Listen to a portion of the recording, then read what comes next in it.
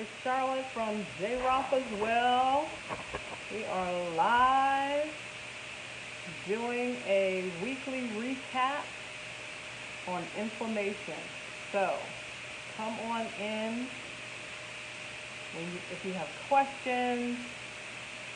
We're going to do a final recap. We've been talking about inflammation all week long and the ways that you can determine if you have inflammation in your body, the reason why you want to determine if you have inflammation in your body, and what you can do to combat it. Hey Jared, that's my baby brother. Come on in. Hey Carolyn, come on in. Welcome. Feel free to like and share this live. We are doing a final recap of inflammation busting foods. Hey, my brother, how are you? So good to see you. Give daddy a kiss from me. From me, not from you. Yeah, so we're talking about anti-inflammatory foods.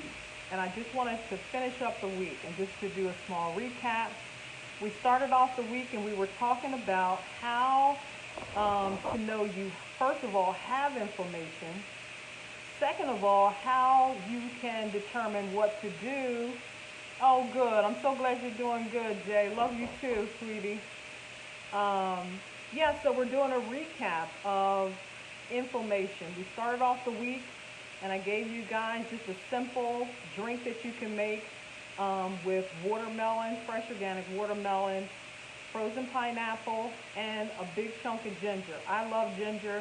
Throw it in the blender, mix it up, and I'm telling you, it will give you energy, all of those things in there, watermelon, pineapple, ginger, all help to fight inflammation. And so I wanted to come on and just do a quick live so that you guys can know the foods that you need to start incorporating in your diet in order to be able to combat inflammation. So yesterday I did a quick live, and we talked about some of the things that cause inflammation. I just want to do a quick recap of the foods and the environmental things that actually cause inflammation in the body. And some of those things are, we talked about trans fatty acids. We talked about omega-6 fatty acids. I mean, all of these things have the potential to create inflammation in your body. And sometimes we're not even aware of it. Some of the things that, and let's go back, because inflammation is actually a normal response to your body, having, whether it's an injury. I know you've heard about, when, like, say, for instance, someone has some type of brain injury, the brain begins to swell. That's an inflammatory response. And it's a natural response so that you can now work on the organ or joint, muscle, whatever it is, in order to get it back. But that's a natural response. And those things are more, surface level. But what I'm talking about, inflammation, in terms of cancer conquerors. If you are a cancer conqueror, you know someone is a cancer conqueror, I'm quite sure. Some of the things that we have to be mindful of are what they call silent killers. And the silent killer is, inflammation that begins to develop, and it's like under the radar. This is root stuff we're talking about, okay? So inflammation, and this type of inflammation can lead to diabetes. It can lead to heart disease. It can lead to cancer. I mean, it can lead to a whole host of obesity. So these are things that you want to be mindful of in terms of, the things that you may not see or be even painful. You may not have any symptoms at all. But the bottom line is that your body is full of inflammation, and you have got to find a way to reduce it, eliminate it. Guess what? That's why I'm here, okay? I want to talk to you. So we're wrapping up the week. We started off with a great, healthy, inflammation-busting juice. Natural juice. You can throw it in the blender. It is delicious. I actually just picked that same juice and made some popsicles. I put it in the freezer. They're now in the freezer now. So the next thing we talked about was I posed certain questions during the week asking you guys what you thought caused inflammation. And one of the things that I said, do you think red meat causes inflammation? Do you think that secondhand smoke causes inflammation? Do you think that stress from relationships causes inflammation? Or do you even think that, let's say, arthritis causes inflammation? And the number one response I got from most people was either, and I labeled them 1 through 4, most people, or A through D, and most people labeled, well, some people did guess correctly. The number one thing is it's all of the above. You can develop inflammation from red meat. You can develop inflammation from secondhand smoke. You can develop inflammation from injury. You can develop inflammation from stress, from relationships, whether it's in the workplace, whether it's personal, and you can even develop inflammation from arthritis. And so these are some of the things that we need to be mindful of when we're talking about inflammation. We have to be mindful of our diet, the environmental factors that go into having inflammation that people don't think about. Stress can cause inflammation in the body. Physical injury can cause inflammation in the body, as well as acute illness. Very rarely is it genetic. Sometimes it's related to family history, but more than not, it comes from the food that we eat, what we're exposed to in the environment, what our mental thinking and what our mindset is. So we have to be mindful of those things. So tonight, hi Melissa, so great, so glad that you're joining us. So tonight we really want to bust some myths in terms of inflammation. And so tonight I wanted to give you, before we head into the weekend, I know some people are thinking about getting together in spite of, the pandemic, and they want to, gather with friends, and there's going to be a whole host of foods. I'm not telling you what you can eat or not. I just want to give you the information so you can make your own informed decision as to, eating more foods that are anti-inflammatory. So let's get into it. Most of the time we think about inflammation in terms of how our body responds to it. As a cancer conqueror myself, one of the things that I realized after diagnosis, after treatment, was that I probably did have a body full of inflammation. I mean, my hips would bother me constantly all the time. Joint problems, muscle problems can also be a sign of inflammation in the body. Inflammation in the body left unchecked will definitely create a breeding ground in your body for all types of sicknesses and diseases. And so I want you to just think about, just your choices. I mean, you can eat what you want, but just to think about the things that are actually causing inflammation in your body and how you can reduce them just by making a different choice. So let's get into it. One of the things that I do for myself, in terms of trying to stay on top of the inflammation level in my body, is I eat plenty of blueberries. Blueberries are phenomenal. I actually love them. They're low in sugar, but they taste great, and you can use them in salads. You can use them in smoothies. You can use them in food. I mean, I've even prepared them cooked as well. And even in desserts. I mean, blueberries have the resveratrol that, your body needs and the antioxidants that your body needs. And it is a powerhouse in busting up inflammation in the body. So blueberries, you can't go wrong with blueberries. Put that in your diet, and I'm telling you, you will be surprised at how your body starts to feel. Another thing I wanted to talk to you about is dark chocolate. Yes, you can have dark chocolate. Love dark chocolate. Dark chocolate actually also has antioxidants in it, and it is great at eliminating and reducing inflammation. You can try it in a number of ways. I actually use cacao, which I actually like. I use it in my smoothies all the time. I actually make like an avocado cacao maple syrup cookie with cacao chips. It is delicious. You would never even guess that there's avocado in it, but I mean, avocado is a healthy fat, and that's another great thing to reduce inflammation. Avocados, who would have thought? Yes. It's a healthy fat. So we have to distinguish between the unhealthy fats. Those are your omega-6. Those are your trans fats. To healthy fats. That's your coconut oil. That's your avocado and even avocado oils. You have to know what actually works with your body in order to reduce inflammation. And one of the reasons why I'm so passionate about reducing and eliminating inflammation, because a lot of times people don't even realize that they have been exposed or their body is housing inflammation. I mean, I just had a conversation with my mother today, and she was telling me about, her left side was bothering. I'm like, Mom, are you not eating? Are you not hydrating?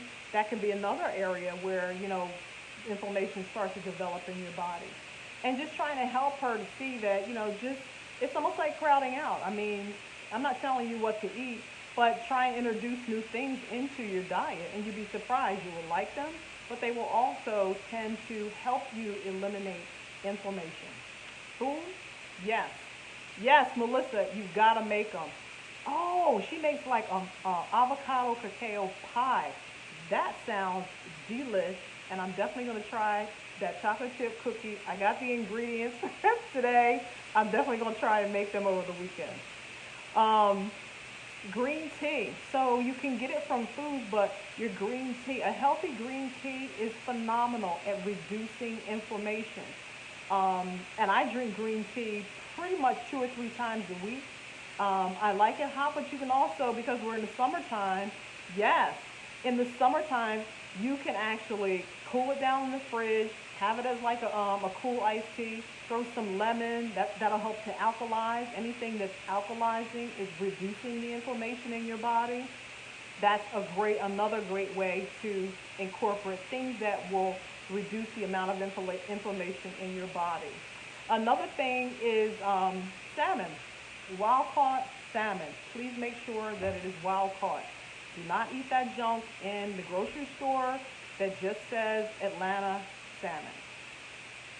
They put dye in it. I don't even want to get into all of the stuff that they put in it in order to make it pink, but make sure you're doing wild caught salmon. Wild caught salmon is phenomenal. It has the omega-3. It has the fatty acids that are good for your body, and it helps to keep inflammation levels down. I mean, just simply by eating, you can almost eliminate all the inflammation that is stored in your body. So your body's ability to even recognize it and fight it off it just responds much, much better. Got it? So next thing I want to talk about is ginger. Who doesn't like ginger? I love ginger. I mean, that watermelon, ginger, and pineapple drink that I made earlier this week, I always put extra ginger in it. Ginger is phenomenal. It's actually also antimicrobial and antibacterial for the gut. Anything that helps your gut is helping your inflammation level as well. So stock up on the ginger, guys. I mean, ginger is just, it's a well-rounded, it's almost like frankincense essential oil. Ginger is like that. It treats everything. Yes, thank you, Melissa. Yes, it treats everything, and I love ginger.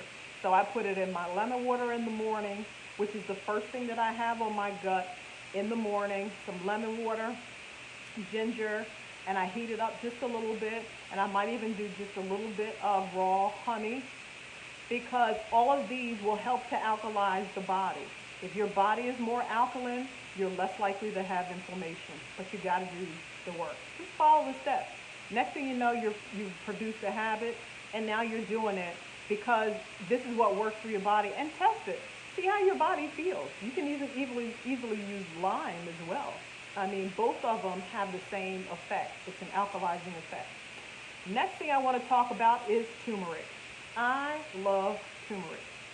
Turmeric, the thing about turmeric though, if you're using just natural turmeric in the root form like ginger, please make sure that you are using turmeric with some type of carrier oil.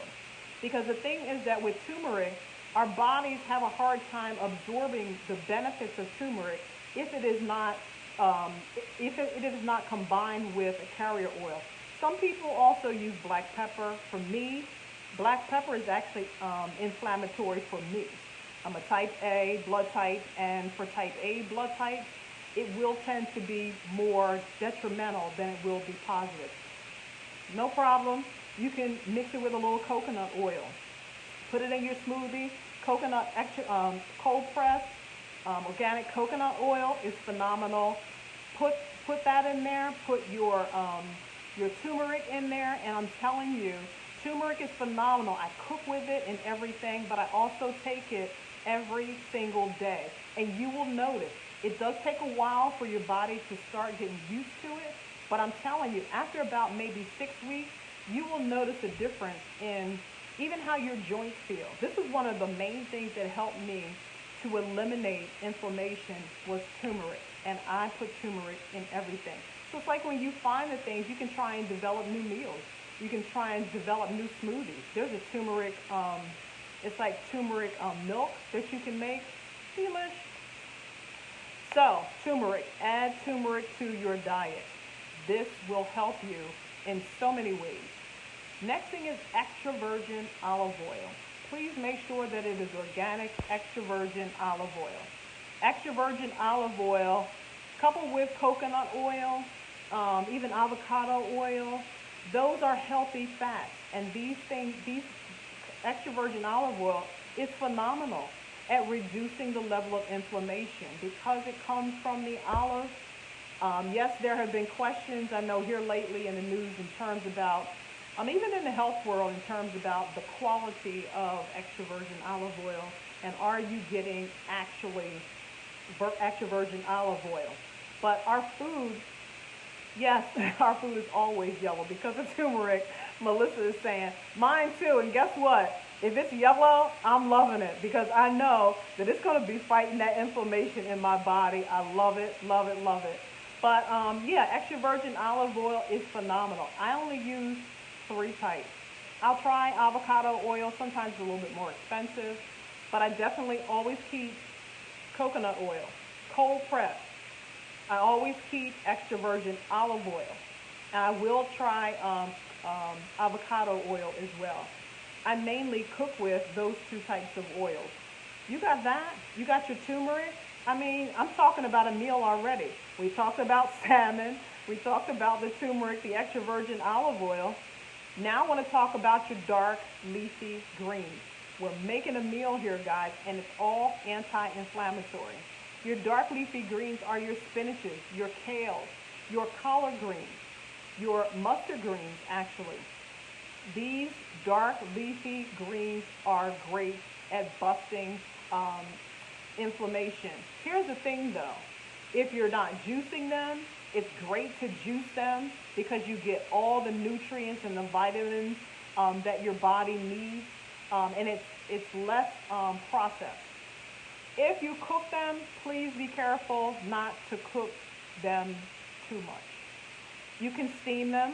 I've even used like whatever, either whether it's spinach or collard green or some type of green, and use it as a wrap. Take a big collard green leaf and throw your veggies, whatever you want in there, little extra virgin olive oil, and you can make that into a wrap. That's a meal right there. So yeah, your dark green leafy greens are going to be phenomenal at busting inflammation levels in your body. Don't be afraid to experiment. Sometimes we get conditioned into thinking that we have to eat the same thing. That's boring. Actually experiment with different types of greens. If you've never tried a collard green, try it. Try and cut it up. If you want to cook it, yeah, cut it up. Throw in your garlic, maybe some ginger. Throw in some extra virgin olive oil, saute it up. You can serve that with your wild caught salmon, and you really have a nice inflammation busting meal. But don't be afraid to try new greens. And if you want to just throw it in, like I said, and juice it, phenomenal. You want to make sure that you're including in your diet at least something that is going to cut the inflammation level in your body. Sound good? Boom. Next, I want to talk about sweet potatoes. Sweet potatoes are actually very good. I particularly don't eat potatoes at all because I have a hard time in terms of my body digesting them. And yes, I grew up eating sweet potatoes, love them, sweet potato pie, sweet potato fries, sweet potato everything. However, I start to notice, and this is important, when you eat food, you have to pay attention to how your body feels. Yes, Melissa said, good point. That's how she opened her eyes to collard greens. Listen, I grew up eating collard greens. Phenomenal. Love my dark leafy greens. Now with sweet potatoes, I started to notice, and this is important for anything that you eat, pay attention to how your body responds. If you feel like a surge of energy after you eat, especially when you juice or when you eat like dark green, leafy, when you're eating well, your body responds better. And just pay attention to that. Well, what happens to me in terms of sweet potatoes, even though it's an anti-inflammatory food, it's not for me because for me it actually does more harm because of the lectins that are in it. It doesn't agree with me. But it doesn't mean that you can't try it out. I've tried it. It doesn't work for me. Doesn't matter. There are tons of other anti-inflammatory foods out there. So yeah, try your sweet potatoes. Sweet potatoes are great, and you can do them in a number of ways. I actually steam to my veggies. If I would just want like a quick meal, I'll steam like some broccoli and throw some garlic on it, a little extra virgin olive oil, a little lemon. Boom, Himalayan salt. You gotta meet. For me, that's a meal. I don't need a lot of. I don't eat meat, so it's definitely good. You can do your collard greens like that as well. Even if you want to steam them just a little bit, just to take the edge off of it before you turn it into a wrap. Phenomenal. Try new things. I'm telling you, you will be surprised. Kelp is another anti-inflammatory food. Some people think that it's hard to find, but if you have a good health food store where you can get some kelp that is sustainable, because you want to make sure the sustainability is actually important based on where you live. Yes, Melissa, you're absolutely right. It's bio-individuality. Everybody is different. What's good for me, it may not be good for you. But we all can kind of try out the foods that are best for us, but we definitely have to pay attention to how our bodies feel.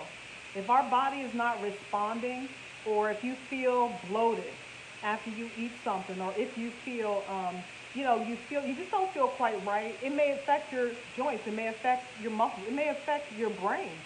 I'm telling you, you will notice that it's probably some form of inflammation starting to develop. So that's a red flag to you to say, listen, I need to pay attention because something happened to me. I just had a conversation with someone today that told me that they had been eating something and they normally didn't eat as much of that particular food, but when they did, they noticed that they just felt horrible. The gut felt horrible. They couldn't barely sleep good that night. And I asked them, the first thing I always ask them, well, what did you eat? Well, I've been having a lot of this. You got to pay attention to your body. Your body will tell you exactly what it needs, and it'll tell you what it doesn't need. But you have to pay attention to those things when it happens. And if you're like me, I'm always listening to see how my body feels. So I try and stay on top of inflammation because as cancer conquerors, we have to really be mindful of the things that we're putting into our diet, the things that we need to eliminate from our diet. Sugar is definitely one of them. There are tons of great sugar substitutes. Coconut sugar, anything coconut oil, coconut sugar, coconut milk, all of these are the MTCs, the medium chain triglyceride, which means that it is a healthy fat. It raises the good cholesterol and lowers the bad. So anything in that family. And so I do use honey, coconut sugar. I I don't use as much agave as I used to, but a lot of things that I eat now, they don't necessarily require because they already have their, I'm tasting the flavor of the food, which is important because I think sometimes we tend to, coat our food with so much stuff, we really don't get a chance to taste the food, taste the vegetable, taste whatever it is that you're eating. So you're really tasting what you're putting on top of it as opposed to the actual food itself. Like carrots. Carrots are very sweet to me by themselves. They don't really need anything on them. So yeah, these are some of the wonderful foods that you can incorporate into your diet that are anti-inflammatory, and they're going to reduce the level of inflammation in your body. So if you're paying attention to this inflammation series all week long, been talking about inflammation busting because I believe that you have the power within yourself in order to be able to take a body that has tons of inflammation, that has, experienced whether it's sickness or disease, whether it's underlying conditions, even, diabetes or heart disease. You have the ability to allow your body to heal itself by incorporating certain foods into your diet. And once you start to incorporate certain foods into your diet, I'm telling you, it will crowd out other foods that you won't even realize that you're not eating anymore. So the name of the game this week was I wanted us to finish strong with inflammation busting foods. So if you take those foods that I talked about, your blueberries, your dark chocolate, your green tea, your wild caught salmon, your ginger, your turmeric, extra virgin olive oil, dark leafy greens, sweet potatoes, kelp. And let me just add to that also garlic. Yum. Who doesn't like garlic? I love garlic. I mean, my daughter tells me, yeah, you put too much garlic. Yeah, well, guess what? Garlic is an anti-inflammatory food, but it also helps with the gut. It also helps with, just overall health.